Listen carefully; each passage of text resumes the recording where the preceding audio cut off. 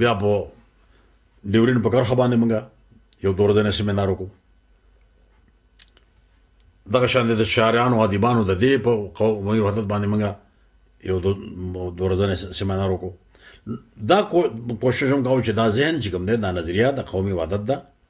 چې د بدقسمتۍ نه چې کوم قوم تقسیم دی د هغې کې هم دا احساس نشته او دا جذبه نشته چې دا جذبه مخکې شي اوس که موږ یو شو نو زه دا وایم چې ANP ډېر لوی کار وکړو د اسفندیار ولی خان په صدارت کې چې هغې منشور کې تبدیلي راوسته او دا خبره په منشور کې رااله چې د جمهوري او آئینی جدوجہد په وسیله د پښتنو قومي وحدت حصول زموږ مرام دی دا زما په نسبت باندې ډېر لوی پیشرفت دی چې دا وشو لہذا زما خو ټول سیاست هم دغه د یوې جملې و د هغې دپاره چې هغه کله راله بیا موږ ووې چې اوس موږ د ځان له پاتې کېدو څه جواز نشته موږ یو خلک یو د پاکستان په قومي اسمبلی کې ما په اول وار باندې د صوبې نوم پښتونخوا واغسته چې په هغې باندې په دا وخت کې سپیکر ګور ایوب سپیکر و هغه جماعت اسلامي والا مسلم لیگ والا د ټولو جو ډېر غولو غوبل وکړو چې دا پاکستان ماته دا آئین نه مني دا فلانه نه کوي ما ورته ویل چې دا کوم آئین دی خبره کوي سپیکر ماته ویل چې نشي ویلی ما چې د کوم آئین دی خبره کوي دې آئین ماله یو بنیادي حقوق راکړي دي او په هغه کې اولنی حق دا دی چې د تحریر او تقریر ازادي نو که هغه زه په پارلیمنټ کې نشم کولی زه به چېرته وایم هغه به چې ته د خپل ګوند طرف نه ویلی شي نو ما وی چې ما نواز شریف خلاف ما انتخاب وکړو د وزیر اعظم لپاره ګټلې هغه د وزیر اعظم هغه ناست زه خو چې خبره کوم د خپل ګوند طرف نه کوم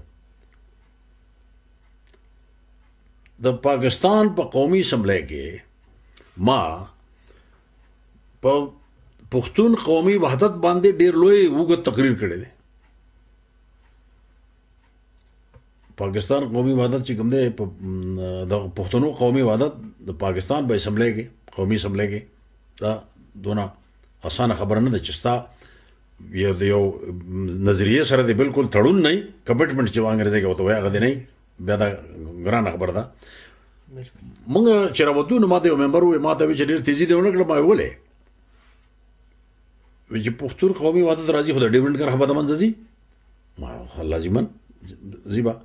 نو وی چې ډیورنډ کرښه خو سرحد دی او د سرحد خلاف خبره کول چې کوم دی هغه په آئین کې غداري ده هاي ټریزن دی او سزا یې ماسپانسي ده نو ما وخندل ما ورته ویل چې داسې خبره ده چې ما د خبرې خپل اندازي ما د ګریوان د دې لس وردولی شي خو ما د دې دغه مشر بابا حواله ورکړې ده د علامه اقبال چې هغه ته مفکر پاکستان وایي دغه حواله مې ورکړې که دغه ګریوان د لاس واغږدو دا ټول مفکوره به د پاکستان نه منځه لاړ شي او بیا ما ورته ویل چې که فرض که ستا دا خبره شي نو اخر څوک خو به قرباني ورکوي هسې خو به نه حاصلېږي نو زما ټول سیاست چې کوم دی زما د ژوند مرام دغه دی چې تر څو پورې پښتنو خپل قومي وحدت نه حاصل کړي تر هغې پورې چې کوم دی په قومي توګه دی نشي مخکې کېدی افراد پکې مخکې شي هغه بله خبره ده لیکن په قوم په لیول څوک چې وجود یې نه نو هغه څه مخکې کېږي نو دا زما ټول سیاست دی او د دغه کې چې کوم دی یعنې ما د باچا خان او د ولی خان په سرکردګۍ کې د هغې دپاره کار کړی دی که جدا شوی هم په دغه بنیاد باندې که بیا یو ځای شوی هم په دغه بنیاد باندې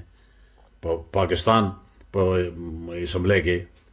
زه اولنی سړی یم چې د هغې د قومي وحدت او یا د صوبې نوم چې کوم دی په اول وار باندې ما اخیستی دی دا زما د ژوند دغه دی خان لاله تاسې په بېلابېلو برخو کې پښتنو د وحدت خبره وکړه اوس د هغه فري بیلتون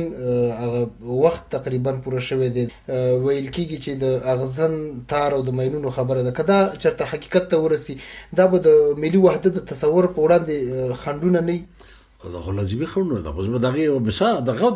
ډېره عجیبه خبره ده که نه یو پاکستان دی مشرق ته یو عمل کوي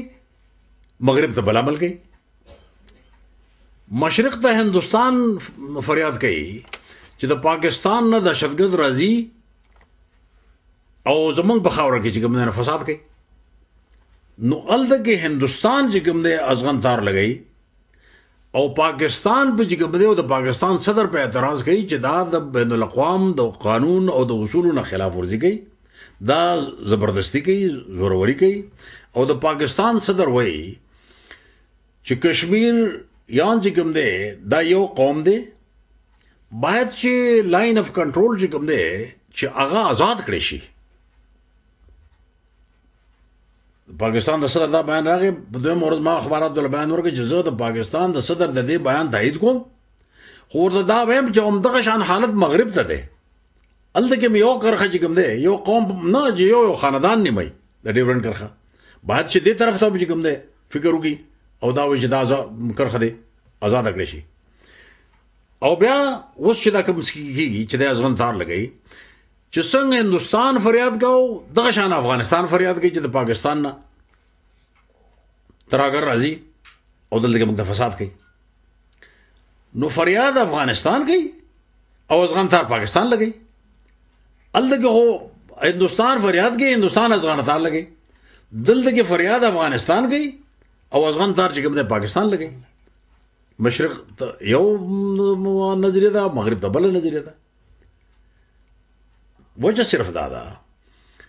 پاکستان اولې لګي پاکستان په دې باندې لګي چې د ډیورنډ کرخه چې کوم دی چې کله د ډیورنډ کرخه راخولې کېده نو دا غي نه 450 کال پس یو نوې ملک وجود تراغه د پاکستان بنوم چې د چا تصور کې مدانه و چې نوې ملک برازي هغه نوې ملک چې کوم دی هغه ډیورنډ کرخه وایي چې دا زما بین الاقوامي سرحد دی حالانکه د ډیورنډ کرخه چې کوم دی هغه نو د برطانوي هند سرحد دی نو د تاجر برطانیه سرحد دی انګريز چې دی خاور لراغه نو هغه درې پالیسي اختیار کړې اوله پالیسي کې هدا چې ډېر لوی قوتو او فارورډ پالیسي وته وایي چې څوک په فارورډ پالیسي مطلب دا چې څوک د نیګي وي چې هغه په مخزه دغه تحت هغه د دریامو پور لړ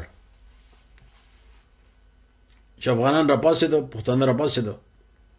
او دغه د 1904 د فوجان سره د جرنیل او د سفیر مکناټن او جرنیل الکساندر برنز او د شاه شجاع هغه قتل کړ نو انګريز دغه نه پس دی باندې شو چې دا خوره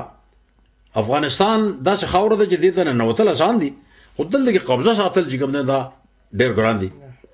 نو هغه بل پالیسي اختیار کړي چې هغه ته کنټینټ پالیسي یا سټیټیک پالیسي وایي مطلب دا چې کار خراګه په افغانستان باندې یو امیر کې نه و امیر دوست محمد خان چې هغه د انګريز خلاف جنگیدل او بیا د انګريزانو سره قیدیو په هندستان کې هغه راوستو او هغه کې نه هلته کې سره خبر وکړه د یو قیدی سره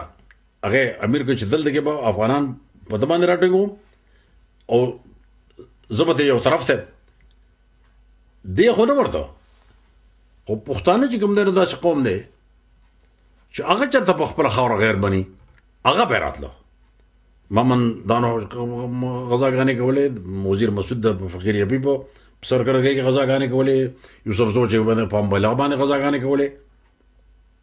دا پالیسی اوم کامیاب نه شو د دې نه پس چې کوم دی نو انګريز یو درېمه پالیسی راوسته چې هغه ته درېغبرګ سرحد وي 3-4 فرنټیر ورته بنګلادیش کې وي درېغبرګ سرحد خو وي درې نه هغه درېغبرګ سرحد چې کوم دی نو دا دی چې یو کور خیر اخو دا پر دریایمو باندې د زاري روس سره هغه د تاج برطانیه سرحدو د زاري روس په خلاف د افغانستان چې کوم مفدو چې هغه کور خیر اخو دا کوم کمیشن وو دا هغه کمیشن مشري انګريز سایمن کوله سایمن کمیشن باندې مشهور دی په حقیقت کې هغه سرحد چې کوم دی نو انګريز او د زاري روسو